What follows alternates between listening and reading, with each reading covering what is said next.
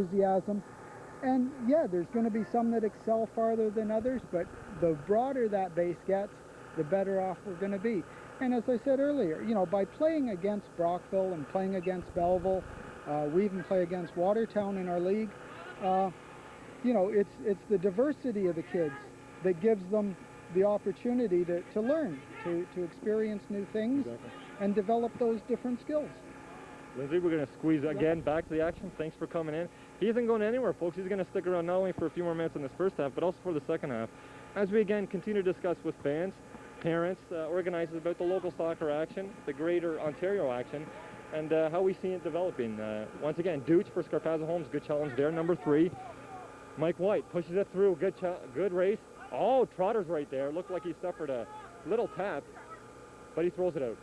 Dooch played 1-2.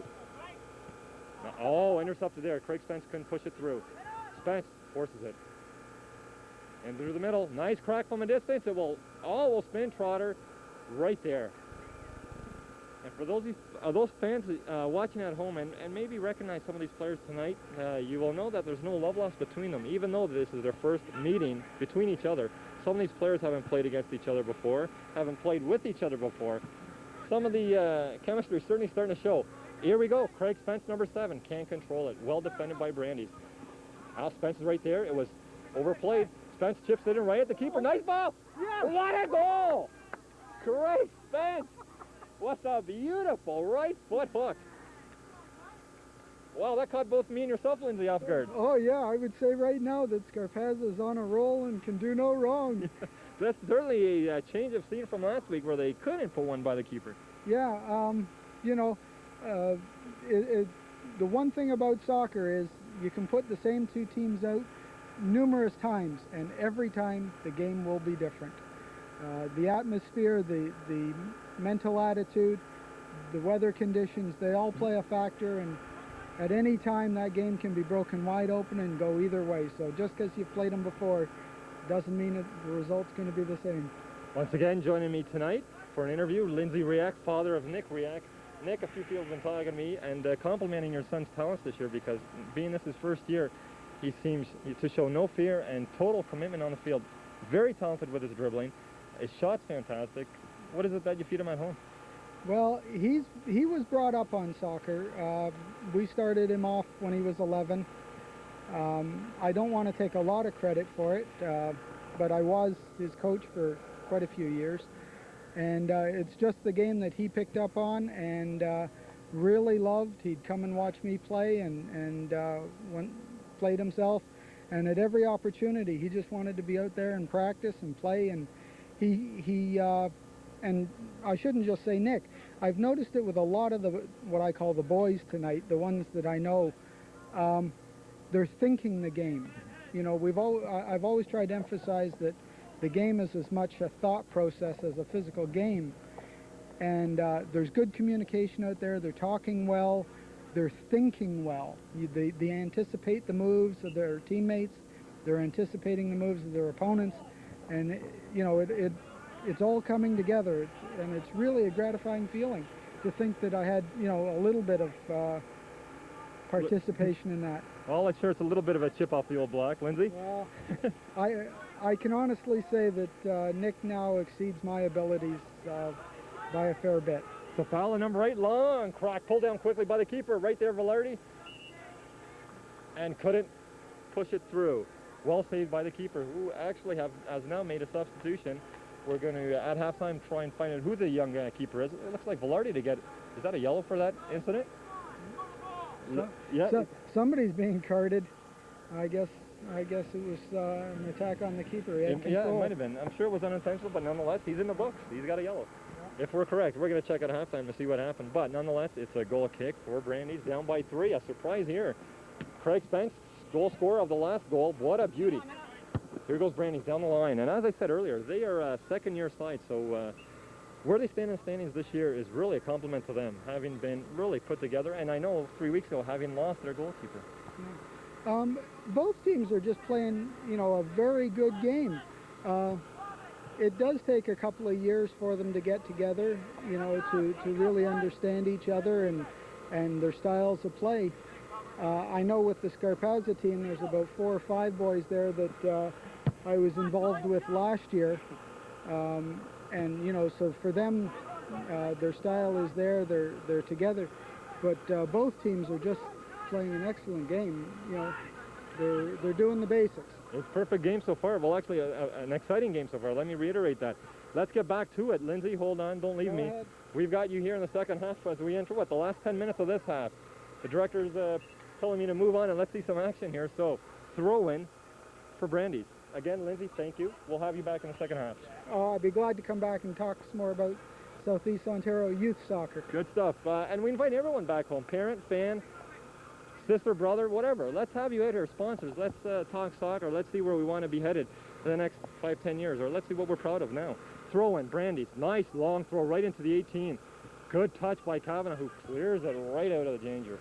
And it will be another Brandees throw in. We've probably got a little less than 10 minutes left here in the first half. Throw in again.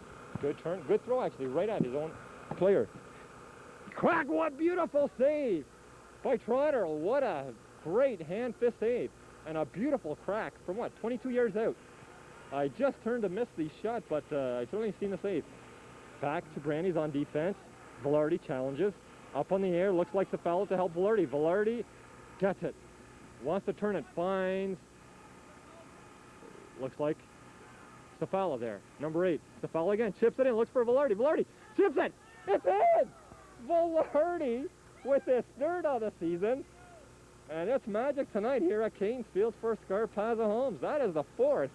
And what a beautiful touch by Velarde, who unfortunately hasn't seen much action so far this season, even though he's been in the goal production side of it. No chance for the keeper there at all. A beautiful chip by Safala, finds the foot of Velarde, and you couldn't ask for a better play. Well, folks, hold on.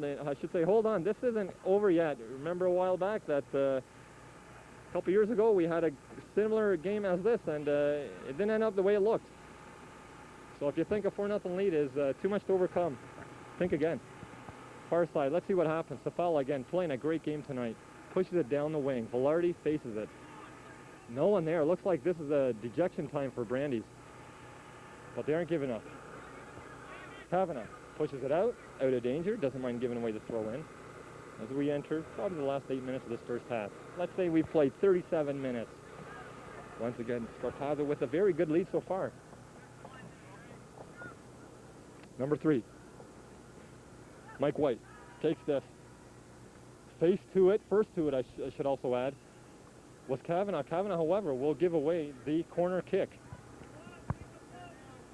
Nonetheless, it's probably the right move to make. You want to be first to the ball at all times because that is certainly the sign of talent. Brandy sending everyone but 2 players up. A goal here would certainly help them. Nonetheless, 4-1 would be a bit of a boost as they enter the half mark. Well taken corner just outside the 18, chipped in. Craig Spence can't pull it down. Chipped, oh, well saved Trotter. Trotter runs for it, gets a piece of it. He gives away the corner, but he certainly takes away a goal scoring position again. Trotter playing well tonight. Brandy setting everyone back, except for one defender. Again, corner kick by the White. Far side, looking into the 18. Another nice crack. Up in the air, Elliott. Here comes Brandees with a nice volley. Kavanagh can't reach it. Tries to keep possession. Pull down. Kavanagh, Spence is there. And it will roll. No, folks, it's still in. Brandees still maintaining control, as again, they try and control. Velarde playing a little bit of a dance. Gives it away back to Brandees. Number 7 pushes it through. Watch this turn on the volley. Kavanagh clears it. Another chance for Brandees as they really start to surge. Offside call, and it's made by the referee, Alameda. And as always, I want to encourage everyone to join us for the end of the game. St. Lawrence Cement players of the game. It's going to be hard to pick because a lot of players really shining in tonight's match. Up in the air. Wow, nice head. Finds. That was Spence to Dooch. Dooch beats him on the inside. He just scored. Let's see what he does here. Finds Dooch. Dooch puts it a little off the mark. Good run on, but it's out of play. As I said earlier, entering the last 5 or 6 minutes of this first half, Scarpazza Homes enjoying the best lead of the season to date. And we can certainly hear some of the players from the Brandees side well, you can't blame them, not too happy with what they've seen so far. After that stunning victory last week 2-1 over Shoppers. It really looked like there was a possibility of doing more, but again, we're only into the first half, and it certainly can change in the second. Far side, it looks like Douche, I believe, kicked out of bounds. Brandees will give away another throw-in. I'd like to take this chance to thank all our sponsors of supporting Ontario Soccer Week and Kojiko 13, who have showed commitment year in and year out for the local soccer community. Throw-in, far side. Puts it for Spence, who heads it on. Velarde there can't face up to it. Oh, nice crack! It's in! Another beauty! And they can't do anything wrong tonight. No way. That's number 5, and that was scored by number 13, Justin Bell. Wow, what happened to the scoring 3 weeks ago? They can certainly count this game as a turning point, and one thing they won't want to do is take it too lightly, because sometimes what happens, you come off a good victory and you find yourself deflated in the next week. But let's not get too far ahead of ourselves. Brandees to make more substitution. I want to say though that at least for the Scarpazza Homes Juventus side, they're not trying to run this one into the ground. They're taking good chances. They're a bit out. Good cracks. You got to give them credit for that. But hopefully we're not going to see a one-sided affair here. Brandees turn it on. Spence pulls back, finds Douche. They've played together at St. Lawrence College before, so they know each other.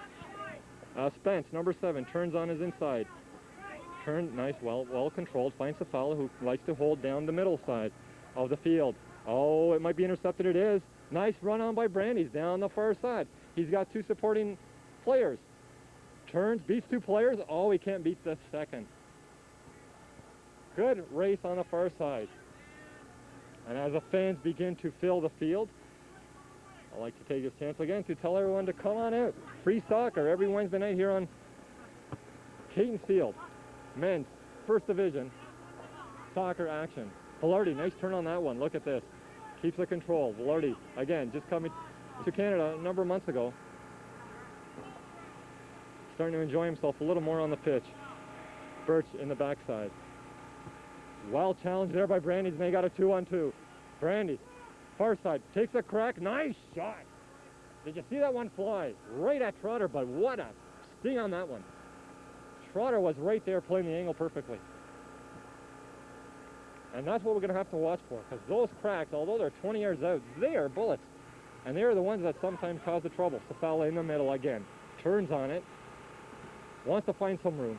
He loses it. It looks like Diaz is right there. Diaz feeds it out to the wing. Chance. Oh, nice shot there. Another beautiful save by Trotter. Playing a great game tonight.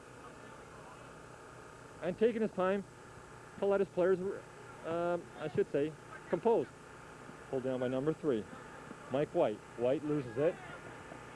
Justin Bell finds Velarde. Velarde chips it through. Can't do it. Douche. Number 2. Suspense. 1-2. Finds Safala. They're enjoying the composure that they haven't had for a while here.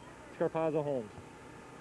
They certainly were a little surprised with the outcome last week, 0-0, although a compliment to both sides, because the shot have been playing superbly of recent time. But for Scarpazza Homes to find themselves tied for 5th, well, in fact, it's tied 5th through 8th because there are 4 teams right there.